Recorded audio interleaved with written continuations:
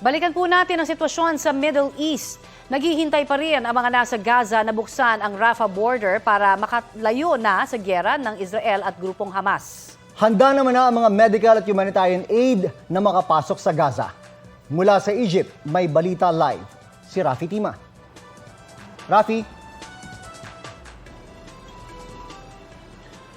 June Connie, mag-alas 6 ng umaga ngayon dito sa Cairo. Magdadalawang linggo na mula nang umatake ang Hamas sa Israel at gumanti at ang Israel ngayon pinupulbos yung Gaza. Kagabi sinabi ng World Health Organization na umaasa silang mabubuksan na yung Rafah crossing ngayong araw para makapasok na ang humanitarian aid sa Gaza. Pero sa ngayon ay wala pang ibang opisyal mula dito sa Egypt o sa Israel ang kumukumpirma kung ngayon nga yung pagpasok ng napagkasundo ang 20 truck na may lamang humanitarian supply patungong Gaza Strip. Ang International Committee of the Red Cross o ICRC ay nakahanda na rin pumasok sa Gaza. Dala yung 60 toneladang medical at humanitarian aid kasama ang isang 4-person surgical team para tumulong sa mga ospital sa Gaza. Napakarami daw ng mga sugatan sa Gaza na hindi naman critical ang lagay pero hindi ma-accommodate sa mga ospital at posibleng lumala kapag hindi naagapan.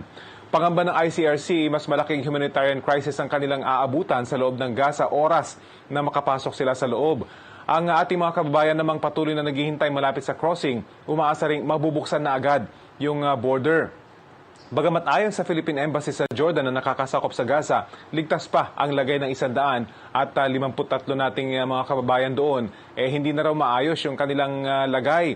Pasulpot-sulpot yung kuryente at tubig at may mga lugar na wala talaga ito dahil sa mga nasirang infrastruktura. Kaya sa mga sasakyan na lang daw sila nagcha-charge ng kanilang mga ilaw at cellphone. At syempre, problema din yung gasolina.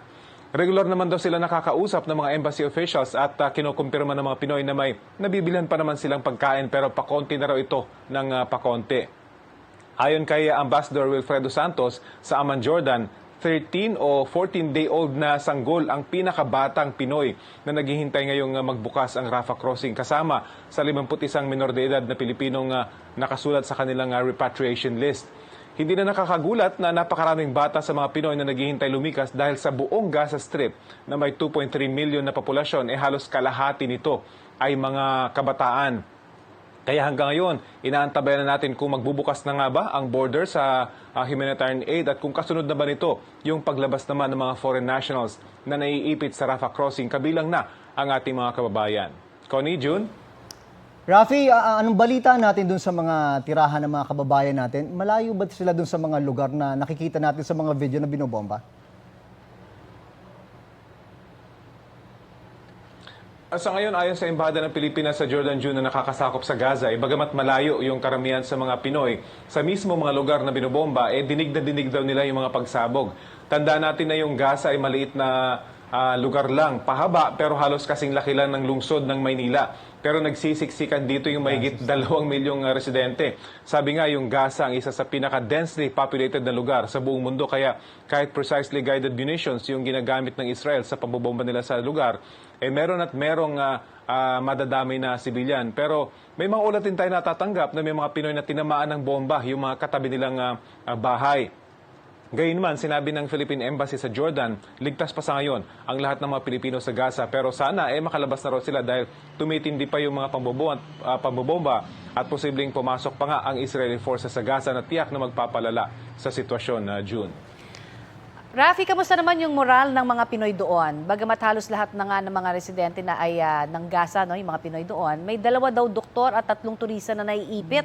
Magkakasama ba sila?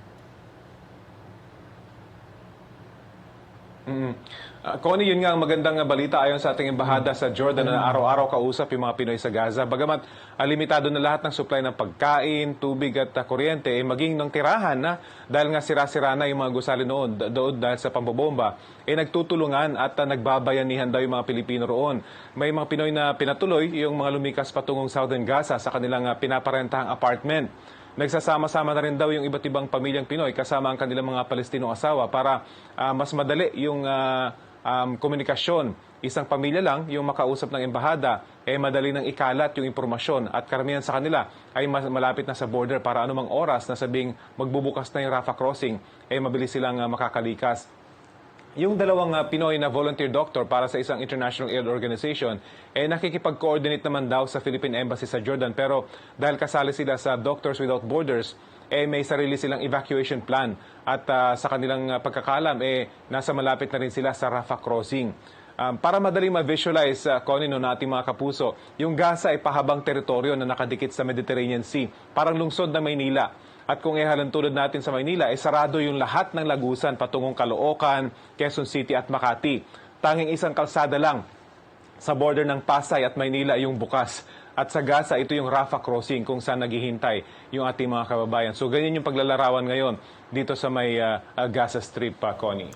Ingat ka dyan at maraming salamat, Rafi Tima. Balita ko, may tututukan kayo tuwing 10:30 a.m. sa GTV. Alamin ang mahalagang balita at impormasyong dapat nyong malaman sa Balita Ko tuwing Lunes hanggang Biyernes. Mag-subscribe din sa GMA Integrated News sa YouTube.